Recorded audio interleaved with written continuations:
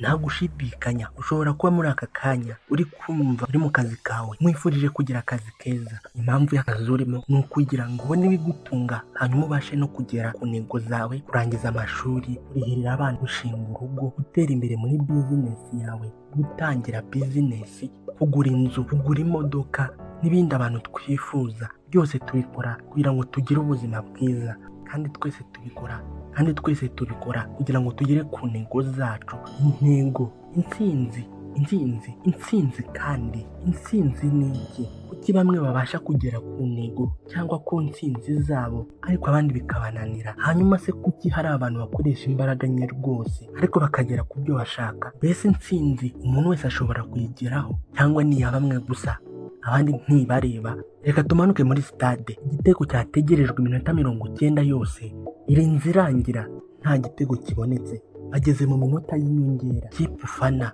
niyo bihanganye bose bari kubona yuko umukino ugiye kurangira habura amasegonda make cyane. Ikipe ufana iyo itsinze igitego ntumenya aho imbaraga uzivanye, ugasimbuka mu birere ugasakuza cyane, wabona hakurya yawe bakurusha gusimbuka no gusakuza, nawe ukongera ugasimbuka ugasakuza cyane wishimira intsinzi. Muri ako kanya nta kintu kiba kikurutira icyo gitego. Wagurira umuntu wese ushatse, watanga icyo ushatse kubera ko uba wishimye. Uko niko intsinzi iryoha. Abantu bose bashaka intsinzi.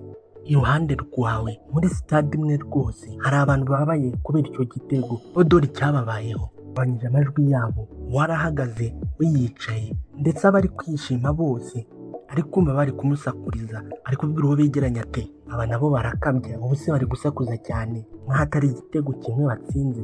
Ati nuko bagize amahirwe umuzamu wacu akarangara, kandi n'abakinnyi bacu bose bakaba bari bamaze kunanirwa, naho ubundi ntibari kudutsinda. Buri gihe nuko intsinzi ibonwa ku ruhande muhanganye, niyo baba babibona ko wabikoreye. Ikindi, kuba wakwishimira intsinzi yawe ntibivuze ibyishimo ku bandi. Ariyo mpamvu ugomba kumenya ko wishimira intsinzi yawe, kandi nawe ntibikubuze kwishima kuko uba watsinze nyine. Nuko bakagutega ikindi gihe bavuga bati mu kwezi gutaha tuzongera duhure, baje kutwishyura, baje gukinira ku kibuga cy'iwacu, noneho tuzabatsinda. Nanone ikipe yawe yakwitegura neza, igakinana neza, ikongera ikabatsinda. Nuko intsinzi ihora ikorerwa kwitegura no gushyira mu bikorwa neza. Umwe mu bantu bari bazi kunoza ibitekerezo byabo, umwanditsi w'umuhanga Bernard Shaw, yaravuze ati intsinzi yose igengwa n'imvubura y'umubiri bita ibyuya. Nibyo rwose, intsinzi yose isaba icyuya, isaba kuyiruhira. Gusa ikibazo wakwibaza, nk'ubu nk'aba bose ko bari mu kibuga bose babize ibyuya, ko bakinnye iminota ingana, byapfiriye he? Perezida wa Amerika wa 16 Abraham Lincoln ati mpa amasaha 6 yo gutema igiti, nzakoresha 4 ntazishoka, nkoresha 2 ndi gutema igiti. Bivuze ko gutegura bishobora kuba itandukaniro no gushyira mu bikorwa. Ngo niba witeguye cyane ufite amahirwe menshi y'uko uzatsinda cyane. Ni hahandi bakubwira ati niba ushaka gutangira bizinesi, hanze ushaka igishoro. Nutangira bizinesi cyangwa nutangira ubucuruzi, nta byo gucuruza ufite, urumva wakunguka ute? Niba warateguye neza ugatsindwa, ubwo bivuze ko uri gukomanga hakinze. Inzira si nyabagendwa muri icyo gihe. Gusa niwisanga mu bihe nk'ibi, uzibuke rino jambo: iyo inzitizi zije muhindura icyerekezo ahubwo uhindura icyemezo. Bivuze iki? Bivuze yuko rimwe na rimwe ibintu uba ushaka gutsindamo biba bitagushobokera bitewe n'igihe urimo. Niba ushaka gukora ibikorwa bikorwa mu mpeshyi ariko ukabikora mu mvura, byanga bikunda, ntiwabura guhura n'inzitizi. Umuntu atangiye kubaka inzu cyangwa se gukora ikindi gikorwa nk'itumba, nyamara byagakozwe mu mpeshyi, birumvikana ko byoroshye guhura n'inzitizi cyangwa gutsindwa. Ibyo byavuzwe na Zig Ziglar, ndetse yaravuze ati nta cyoroshya gutsinda uko gutsinda igihe cyose. Nubwo wabikora mu gihe cya nyacyo, hari imbaraga bigusaba, hari igitambo. Kabone niyo waba ubona ko ufite intege nke, hatana, tegure, ukore uko ushoboye, ugere ku nzozi zawe. Ushobora kuba utari igitonyanga mu nyanja, ariko ukaba inyanja mu gitonyanga. Wasanga aho ukora hakomeye bataguha agaciro, ariko ushobora kugira agaciro wikorera, ukora utuntu twawe duto tukakubyarira agaciro. Ubuzima n'intego birangana. Icyo ushaka kugeraho ushyire mu buzima bwawe. uzakigeraho. Rimwe umuhanga Sokarate, umwana w'umuhungu, yaramubajije ati kuri umuhanga abantu bose bakaba bakugisha inama, nabigenza ne kugira ngo ngere ku ntsinzi? Sokarate uzi uko yamushubije? Yaramusubije ati ngwino tujyane ku mazi. Ati shyira umutwe mu mazi. Umwana ashyira umutwe mu mazi, yumvisha umwuka uheze azamura umutwe. Sokarate ati oya, subizamo umutwe. Umwana asubizamo umutwe kugeza aho yenze guhera umwuka. Sokarate noneho amukuramo, aramubaza ati ubwo wari washyize umutwe mu mazi wari uri kumva ari igiki wifuza? Umwana aravuga ati numvaga ikintu nkeneye nifuza ari umwuka wo guhumeka. Ati nushaka intsinzi nk'uko uhumeka nta kabuza uzayigeraho. Muri Bibiliya mu rwandiko rwa 2 rwa Timote ibice 2 umurongo wa 5 ati kandi umuntu ashatse kurushanwa mu mukino ntahabwe ikamba keretse arushanijwe nk'uko bitegetswe. Rwose nibyo, intsinzi yose niba uyifata nk'irushanwa ugomba kumenya yuko buri rushanwa rigira amabwiriza yaryo. Si ikintu umuntu wese ushaka kurushanwa akwiye kuzirikana nuko nta wundi muntu aba ahanganye nawe usibye we ubwe ku giti cye. Mu basiganwa ku maguru kiba kiri mu mutwe w'umuntu cya mbere ni ukugera ku ntego, nta kindi. Gutekereza ku bandi biza ku mwanya wa 2.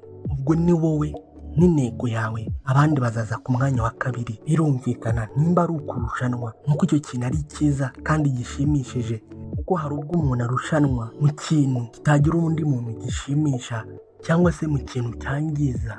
Mbwira uko wiyumva iyo wagushimye cyangwa utsinze, ndakubwira uwo uriwe. Ibyo byanditswe mu gitabo cyitwa How to Win Friends and How to Influence People, uko wabona inshuti abantu bakakugenderaho. Uyu Dale Carnegie wacyanditse avuga ko kugira ngo ugire icyo ugeraho ari uko ushima ndetse ugaha abandi agaciro. Iyo ubanenze ukabatesha agaciro, niyo byaba ari byo koko ntibiyumva nk'abantu bafite amakosa, ahubwo biyumva nk'abantu bagomba kwirwanaho kugira ngo utabatesha agaciro. Niyo mpamvu umuntu uzi ko yakoze icyaha ukimwemeza bikagorana. Tim S. Grover yanditse igitabo cyitwa Winning the Unforgiving to Greatness. Uyu ni umugabo w'umutoza n'umujyanama n'umwanditsi kuri business. Iki ni igitabo gishatse kuvuga ngo intsinzi kugira ngo ukomere nta kubabarira. Ni igitabo kikubwira ko gufata intsinzi wageraho nk'aho ari urugamba, ndetse bigusaba guhindura imyumvire ukaba muri comfort zone, aho wumva umerewe neza, ahandi wumva ushaka kuryama, ahandi wumva ushaka kureba televiziyo, ahandi wumva ushaka kuruhuka, ahubwo ugakora ukabyuka kare nturuhuke mu gihe kitagenwe. Uwundi mwanditsi Norman Cousins ati gukira no gukina bigengwa n'igitekerezo. Mu by'ukuri ashobora kuvuga igitekerezo ukagira ngo hari umuntu udatekereza aho udashaka gutera imbere, ahubwo ingano igitekerezaho n'ibyo ukora kugira ngo kigereho nibyo byerekana koko kugitekerezaho. Dushobora kuba turi kuvuga gutsinda, kubifata nk'urugamba, umuntu akaba yatekereza yuko ari urugamba ruba umunsi umwe cyangwa umwaka umwe cyangwa mu gihe runaka watekereza ko byaba. Kenshi intsinzi zose zisaba igihe. Abazi umugani w'Abakame n'Akanyamasyo muzi ukuntu byagenze. Byagiye gusiganwa kwiruka, Kame n'ubucakura bwayo ikibwira iti ndabizi Akanyamasyo nikazi kwiruka, reka ndyame nsinzire, ndagiye gukanguka kataragerayo ubundi mvedeke ndiruka cyane ze kugacaho ubundi nsindi irushanwa. Akanyamasyo nako karibwiye kati sinzi kwiruka nk'Abakame, ariko ndakora uko nshoboye, jye ndahagarara. Kati ndagenda gake gake uko nshoboye. Bakame yariryamiye irasinzira, ikangutse ishigukira hejuru ibaduka yiruka kibuno amaguru, ariko Akanyamasyo kendaga kugera ku ntego. Birangira Akanyamasyo gatsinze. Nuko bigenda gake gake wongera nibwo ugera ku ntsinzi. Kuguhozaho ni imyitwarire yawe, udahozaho nabyo ni imyitwarire yawe. Imyitwarire yawe niyo ituma ugera ku ntsinzi cyangwa utayigeraho. Nk'ubwo ushobora kubona bigoye kuzashinga urugo kandi wenda ufite akazi kataguhemba menshi, ukavuga uti ubwo nasohokaga buri cyumweru reka nigomwe njye nsohoka 2 mu kwezi. Abantu mwariye ku nkoko ya KFC, Kentucky Fried Chicken, muzi ukuntu iryoha, gusa yavuye mu maboko y'umuntu watengushwe agatsindwa inshuro bigera ku 1900, kuva ku kwangwa n'umugore, kwirukanwa mu kazi hose, kubura umwana we, guhomba ko amabizinesi yatangiraga, gufunga kw'ibigo yakoreraga ku buryo bigera ku nshuro 1900. Si benshi batsindwa nk'uyu mugabo bakomeze gushakisha babishyizeho umwete. Ku myaka 62 nibwo yatangiye gucuruza inkoko KFC aho yari atuye.